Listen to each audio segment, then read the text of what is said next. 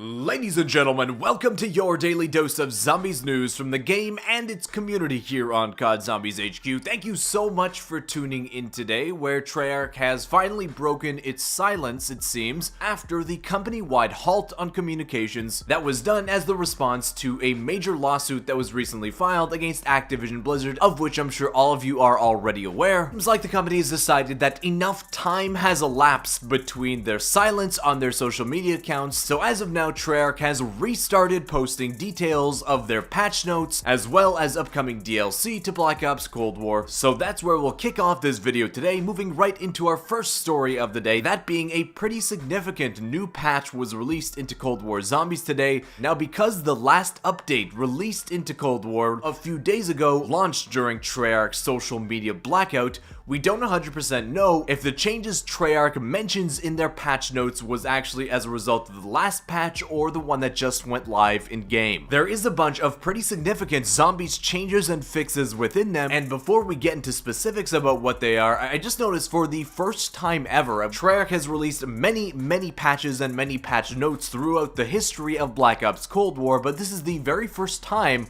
that zombies changes are actually near the top of the actual post, front and center for everybody to see. Usually they're far down lower within the patch notes. They've never done that before. I don't know if it's maybe because they're prioritizing zombies a little bit more now, but yeah, just something that they haven't done before with zombies, so I guess that's good to see. Okay, let's get into the actual details of what's changed. First of all, detailing with the main Easter egg quest, they addressed an issue that prevented a quest item from dropping when the Megaton was killed by the ghost trade. So normally when you get the uranium pretty far into the actual main Easter egg of Mauer, it seems like some people either on purpose or by mistake managed to take down that Megaton with the ghost train in the subway tunnels, and it basically just stopped their progress of the Easter egg. Your run was pretty much over. It's an issue that I'm sure didn't happen to many people, but I guess I'm glad that it's fixed. Next up, Treyarch released some fixes for the one and only Klausy boy on Mauer Der Toten. In the first one, they said they addressed an issue that caused Klaus to become unresponsive until he recharged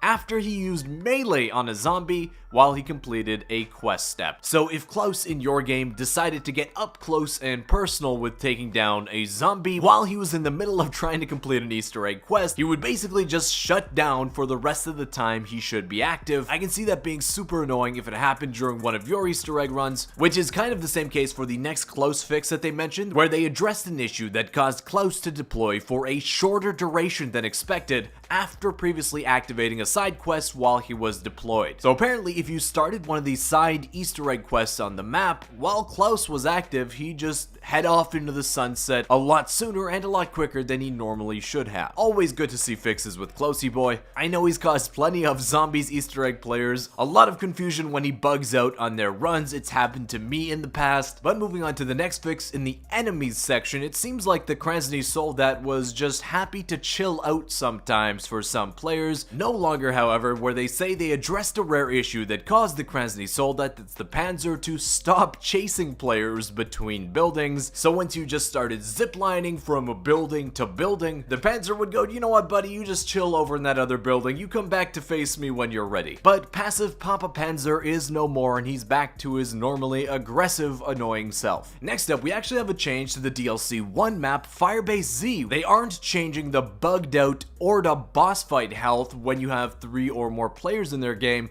but they are changing an issue that I was actually sent last night by a player, where they say they addressed a rare issue that caused the Mimic to become unresponsive, and as you can see from this gameplay footage, yeah, that seemed to be happening a bunch on Firebase Z. They thought it could be linked to the Reike, where just like Papa Panzer in the last fix, the Mimics would just kind of chill out, but the theme of these updates from Treyarch is kind of whipping their zombies to get back into work, forcing their Panzers and their Mimics to begin attacking the player again. Next up, and it's always nice when you're reading updates for a game and you see an issue that you yourself have experienced and know that it's finally patched out of the game, where they say that in the Onslaught mode, they addressed an issue that could often cause enemies to stop spawning during an Onslaught accelerated match. Of course, Onslaught is exclusive to PlayStation for only a few months longer, thankfully. But yeah, this issue did happen to me on one of those rare rare times I hop back into the PlayStation from PC to play some Onslaught, and I guess the regular Gallo was just too intimidating. The zombies just decided to give up, go, buddy, it's not even worth our time, we're not going to spawn in. Next up, if you're still having some stability, whether that be frame drops or even crashing issues on a bunch of Cold War Zombies content, hopefully this will help fix that, where Treyarch said they've fixed stability issues related to Klausy Boy once again, the Ray K84 on Firebase Z quest, and the Mauer Der Toten main quest. So a bunch of crash fixes, but at least now hopefully the game will be at its most stable spot that it ever has been. Next up, finally a major fix that has absolutely destroyed many runs on Mauer Der Toten no more, where Treyarch said that they've addressed an issue that caused loss of functionality when using the apply blueprint feature in conjunction with the zipline. So if you paused your game while you were using a zipline and you went to change the blueprint of your weapon, it would totally bug out your game. The only thing you'd be able to do is just run around the map. You couldn't fire your weapon, change weapon, you couldn't do much of anything after that point. Your run was basically over. I know a lot of people, even as of a few days ago, were constantly messaging me saying, hey, look what happened in my game. We covered the issue on one of the early Zombies News Updates videos about Mauer Der Toten. Unfortunately, a lot of people didn't get that message, but it was one of those issues where if it happened to you once, you kind of knew not to do it again. But hey, at least now no one has to worry about those issues again. And lastly, in a small quality of life change, Treyarch says they've added distance tracking information to several in-world waypoint icons. So I think this mostly pertains to the outbreak mode, but I think this feature will be in the regular round-based zombies maps as well, where certain icons of the map, whether that be an exfil location or an Easter egg defend, or an outbreak objective, or even a ping on the map, will now more prominently display the actual distance on the map, whether that be a certain amount of meters or feet in your game, towards that specific marker. But a pretty big patch to zombies for sure. The other big news is that Treyarch is ramping up their marketing here towards the next season,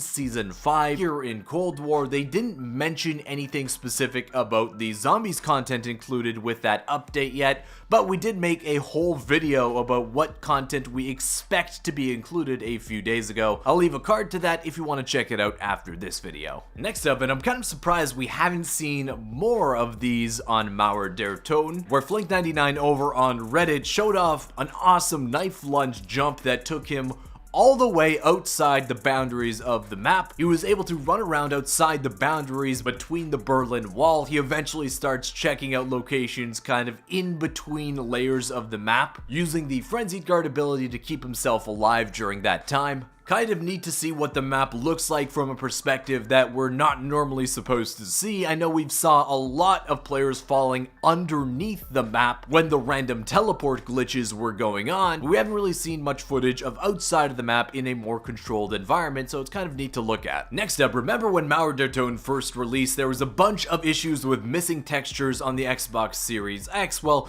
that doesn't really hold a candle to what happened with the textures with Ether Skull in his game. Forget the Disco Bunny Easter egg on the map. We're talking about the Disco Streets Easter egg here on Mauer, where obviously something is out of whack in his zombies game. Don't know if the issue has to do with the game itself or with his graphics card, but honestly, if this was just like a one-time thing, it's kind of cool just to play in this such wacky area. Although I would imagine it gets a little sore on the eyes after looking at it for a while. But next up, heading back over to the Outbreak mode. We haven't covered an Outbreak story in a while, where Reddit user Saiyan343 is over on the Alpine map during one of the canister retrieval steps, where he finds the spawn point for every single zombie on the map, essentially. Where in his game, he basically said for 4 minutes straight, these zombies would constantly be spawning in this one location during this objective, which can be extremely useful if you ever encounter a similar situation with the retrieval step in this mode, especially on a lower outbreak round,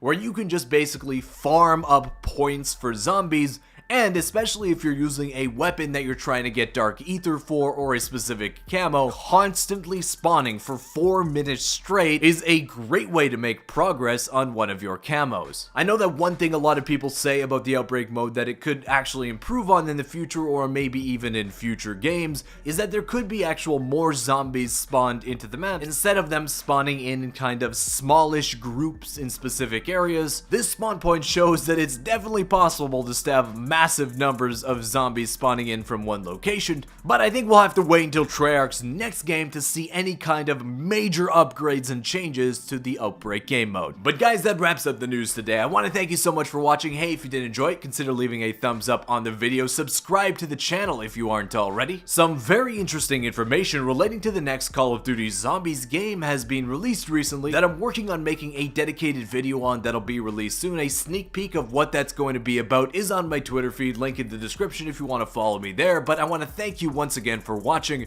and I'll see you with another Zombies news video tomorrow. Peace.